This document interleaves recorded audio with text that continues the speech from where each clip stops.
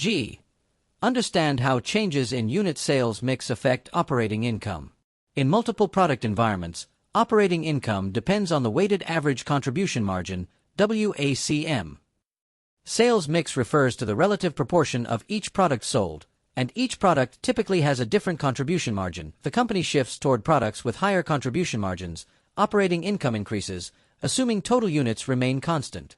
Conversely, a shift toward lower-margin products reduces profitability. CVP analysis assumes a constant sales mix. Changes in mix alter break-even levels and projected income. Managers must evaluate product mix decisions carefully. Sales strategy, pricing, and marketing initiatives directly influence mix and overall profit performance. H. Calculate multiple product break-even and explain lack of unique point.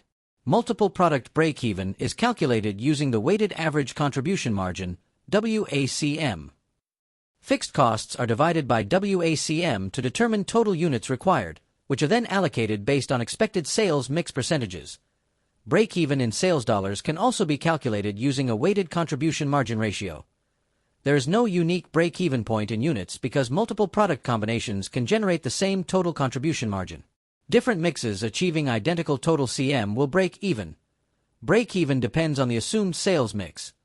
Accurate analysis requires realistic and stable sales mix assumptions. 1. Define, calculate, and interpret margin of safety. Margin of safety measures how much actual or projected sales exceed break-even sales. It reflects the cushion before losses occur. Margin of safety in units equals actual sales units minus break-even units. In dollars, it equals actual sales minus break-even sales. Margin of safety ratio equals margin of safety divided by actual sales. Higher margin indicates lower operating risk. It suggests the firm can withstand sales declines before incurring losses. Managers use this metric to assess risk exposure and evaluate financial stability under changing demand conditions. J. Explain how sensitivity analysis is used in CVP under uncertainty. Sensitivity analysis evaluates how changes in key assumptions affect operating income. Variables include sales volume, selling price, variable cost per unit, and fixed costs. Managers test alternative scenarios to assess risk exposure. This highlights which variables have the greatest impact on profitability. Sensitivity analysis is particularly useful when sales forecasts are uncertain. T helps identify break-even shifts and margin changes under different assumptions. This approach supports better planning, risk management, and contingency decision-making in volatile environments.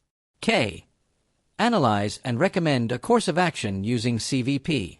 CVP analysis supports decision-making such as pricing changes, cost structure adjustments, and product line evaluations.